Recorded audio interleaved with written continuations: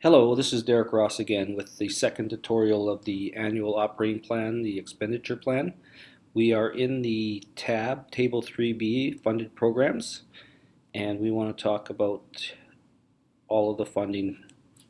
From the first tutorial, we talked about the allocations and the core costs, the administration costs, and under these tables here, we are going to break it down. The numbers that transferred over there that you noticed, they started from this sheet here. So at the top, under this example First Nation, we have a program employment training coordinator. And so the salary, as I mentioned, it's going to be 100% under core, which shows here, and we put it under EI because they are EI eligible as a employment training coordinator. So that first line is all their salaries going under EI. The second line is rent and financial support, and that being rent of the office space and a training workshop that they have in their building. And so they've split this in half with regards to administration and core services. So that's 50-50. And the financial support part of it is with finance. So that's why that's the financial piece that their finance department will complete the checks, prepare all the documents, the financials for the audit at the end of the year. So that's why that 50% is in administration, and the other 50% would be the rent for the office space and the training workshop center. And then we have the third line item, the phone, fax, and email, which is overhead. We put it all under core services as the coordinator works with the clients 100%. So that's why it's all under core program. And we have to also split it up. There's EI and CRF. With EI being a smaller pot than the CRF, we have to put more into the CRF allocations.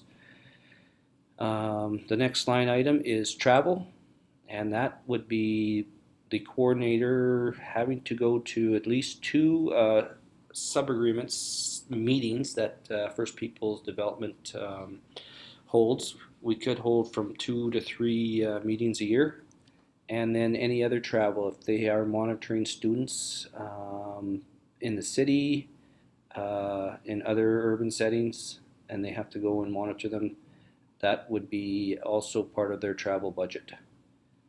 The next line is ARM software program. There is a small fee that we have to pay for the ARMS database, and so we need to collect from each of the sub-agreement holders that are using the system as well.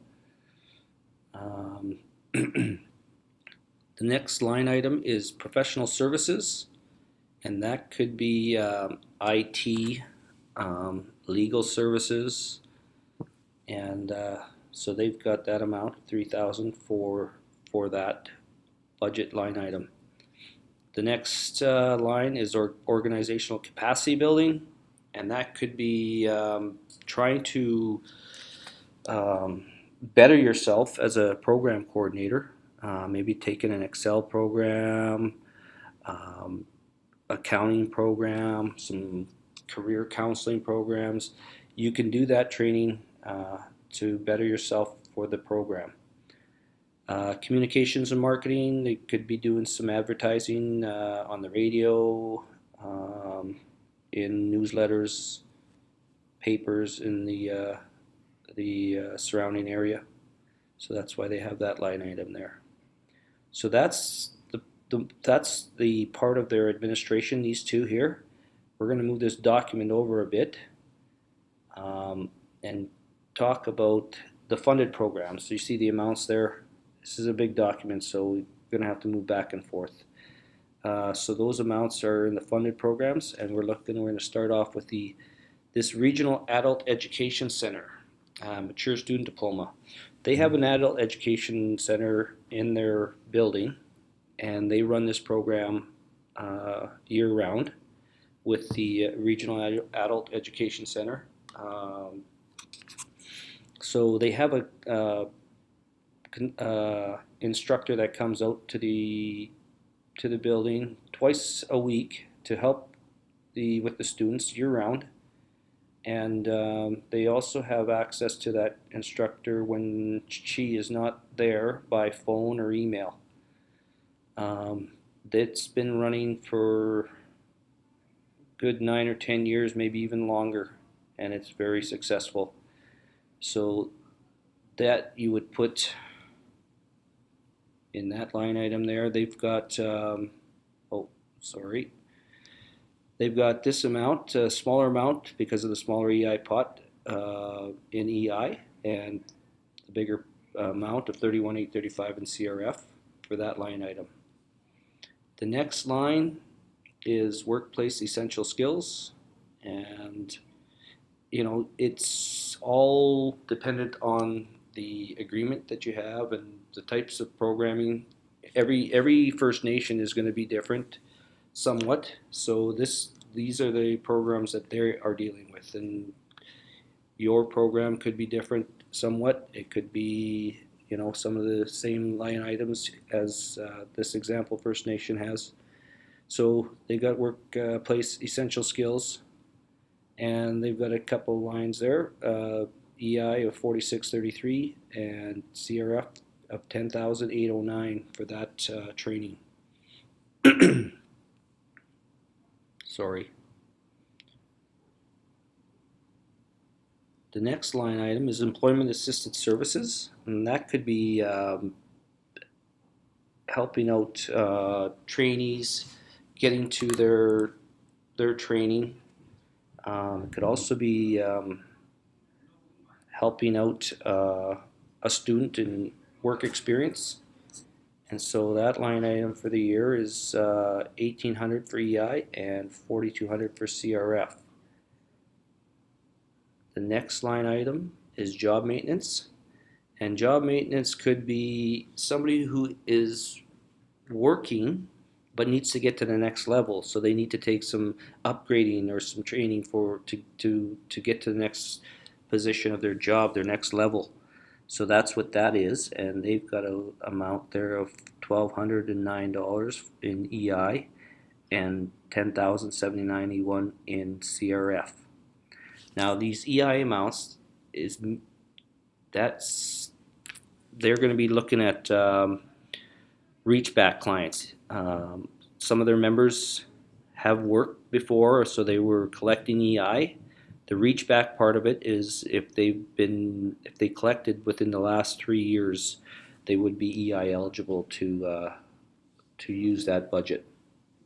So we'll go back to the next line, and this is other off community clients, members. So helping out your off reserve members as well, taking training in the urban setting.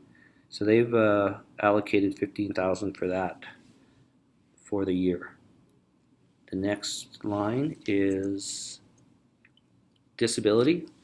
So with this program, there are disabled clients in each of the communities, and they need to be trained as well to work. And so this example First Nation has allocated an amount of $3,042 for any types of training that disabled community members might need. And then the last line item is security guard training, and they've got an amount for that. So that amount is $18,155, and then those amounts will total up, and they will automatically go back to the table summary. And if we click back on here, you can see those numbers are in there. Back to the funded programs. The next table below the funded programs is the third party. And this table, this example First Nation uses a a child care assistant wage subsidy because their daycare allocation isn't as much. They have 5 seats that they need to fund, and they don't have enough to fund under the allocation. So they have allocated from their employment training funds to train a child care assistant.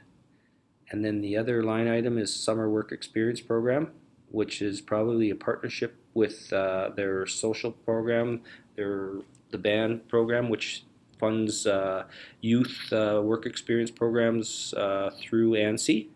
So they've allocated an amount there to partner up with the First Nation. Okay, so then we want to go down to the child care allocation, and there is the EC director salary. Then there's the child care assistant is blank. That's where the third party funds are coming from to train one of the First Nation members for in daycare. And then their benefits. That's the EC director's benefits. The rent and financial support, which again under daycare, the finance for the band does their check recs for their salary and overhead, their mercs. Then there's travel. The daycare director would do some traveling for probably a conference that's held annually. And then lastly, there's supplies for the daycare. So all these amounts are always, when you put them in, they always go back to the table summary. And then, like I said before, we need to balance out. So if we look at the allocation here for EI, 66,000, and after planning, putting the numbers in, it has to balance out at 66,382.